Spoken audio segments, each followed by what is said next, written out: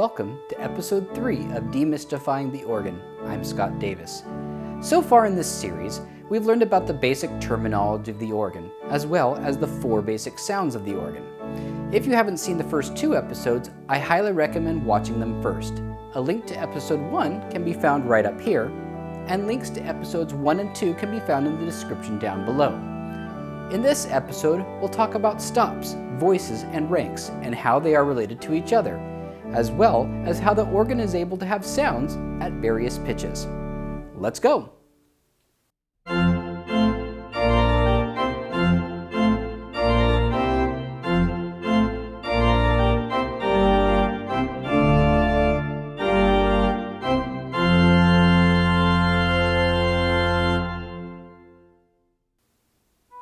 Sitting at the console of an organ is kind of like sitting in the flight deck of an airplane. There are a lot of controls, and an organist needs to understand how they all work in order to play the organ effectively. Over the past 2 episodes, we've discussed many of these controls in detail. Now we're going to dive deeper into the stops on the organ. The names of the stops can often look very strange because they often appear in multiple languages. Some are in English, such as the trumpet stop here. Other common languages found on organs are French, Italian, German, and others. And is there seriously a stop called a hot boy?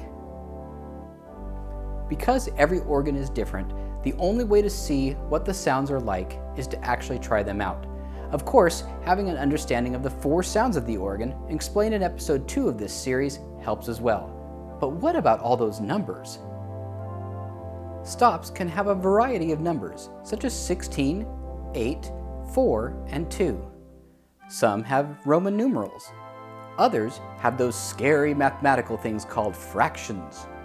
It's time to explain exactly what the numbers mean and where they come from. Each of the draw knobs on our demonstration organ is a stop. Some stops, like the coupler controls shown here, are accessories and considered to be non-speaking because they don't make any sounds by themselves. The rest of the stops are considered speaking stops, as they each control a voice or specific sound that the organ can make. Let's zoom in to one of the speaking stops. This stop is a speaking stop, and the voice it plays is called the diapason. All speaking stops on an organ do so at a specific pitch. The number or fraction on the stop denotes the pitch of that stop, and it's referred to in feet. So the proper name of this stop would be the 8-foot diapason.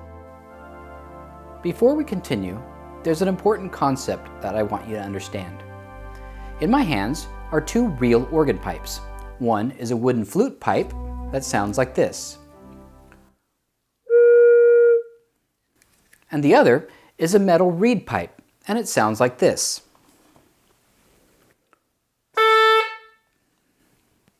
Unlike their similar instruments in the orchestra, however, organ pipes don't have any buttons or holes for playing different notes. Thus, each pipe on an organ is only capable of playing a single note. Here is a simplified representation of a single diapason organ pipe.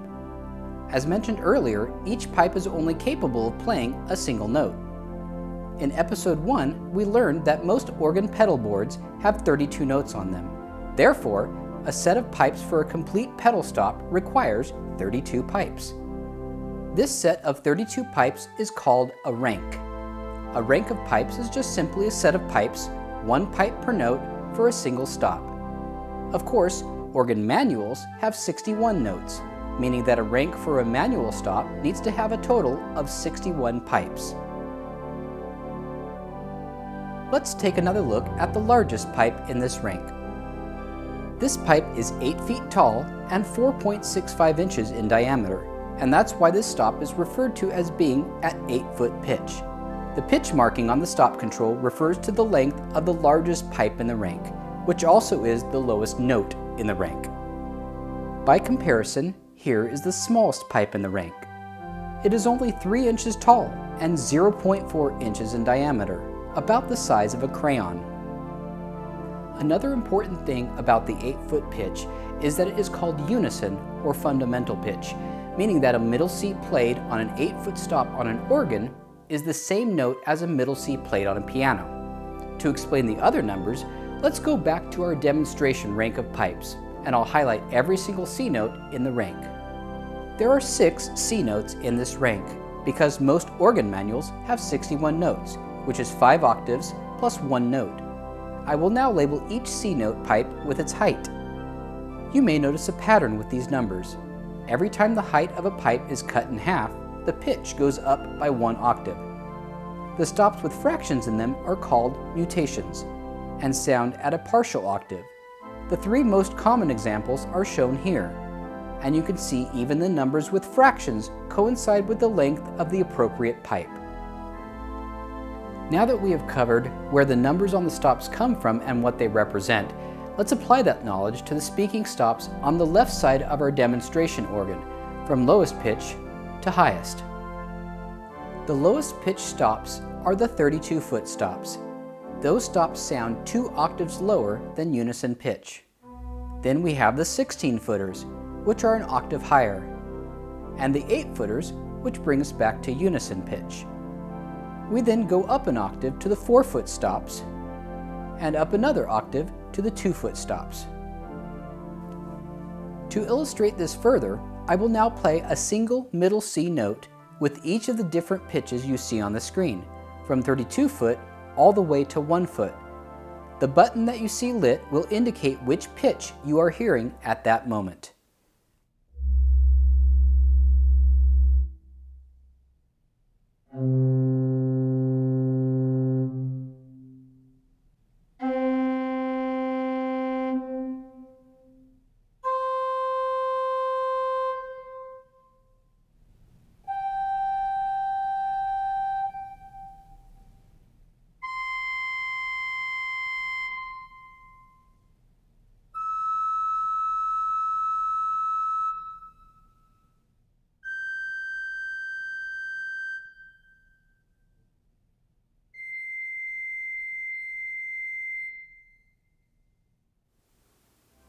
That leaves us with the mixture stops, which are labeled with Roman numerals.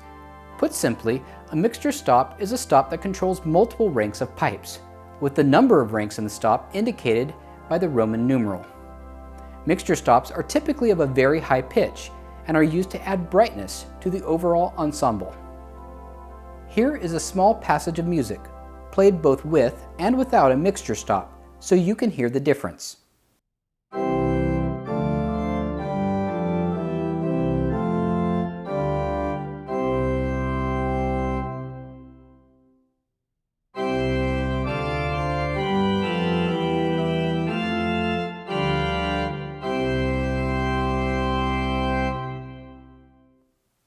Some mixture stops are designed to stand on their own as solo stops.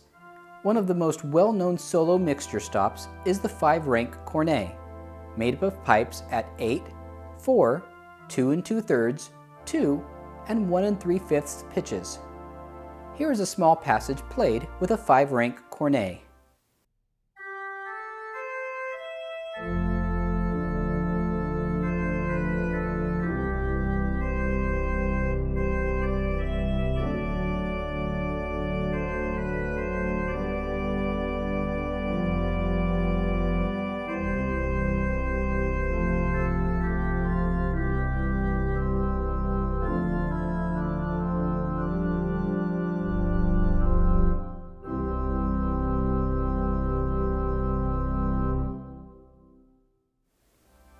As you can see, the stop labeling can look really confusing at first, but understanding the different numbers and what they mean helps the organist make the organ sound exactly the way they want it to sound, which is critical due to the various styles of music they may wish to play.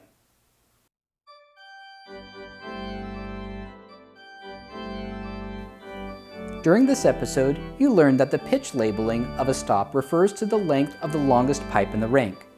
Let's take a look at some examples of pipes from 32-foot stops. As you can see, these pipes are very tall, dwarfing the people working on them. In fact, many of the pipes are so large that a human could easily crawl inside. Some are curved in order to allow them to physically fit under a ceiling. The pipes can be made of wood or metal and can incorporate loops to reduce the height, such as the pipe shown at the far left here.